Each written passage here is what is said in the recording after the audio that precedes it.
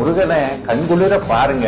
அவன்கிட்ட எதையும் கேட்க வேண்டாம், அவனுக்கு எல்லாமே தெரியும். நம்ம என்ன நினைக்கிறோம், என்ன பேசுறோம், எப்ப முருகான்னு வாய் சொல்லிருச்சோ, எப்ப குமரான்னு மனசு நினைச்சதோ, எப்ப முருகா கந்தான்னு நெத்து நிறைய ஊதி பூசணுமோ, அப்போதே அவன் அடியாருக்குள்ள ஒரு அடியாராக நம்மை தேர்ந்தெடுத்துட்டான்னு அர்த்தம். அதனால நம்மளுடைய குறைகளோ நம்மளுடைய கவலைகளோ அவனுக்கு தெரியாம இல்ல, நிச்சயமா தெரியும்.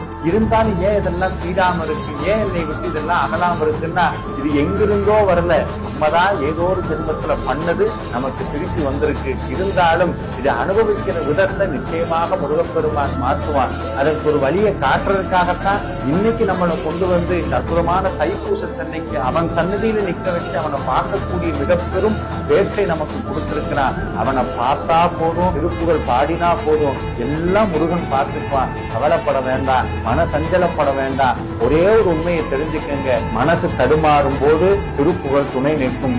வாழ்க்கையில திசை தெரியாத போது வேல் வந்து வழிகாட்டும். கண்ணில் கண்ணீர் சொட்டும் போது கந்தனுடைய கை வந்து துடைக்கும்.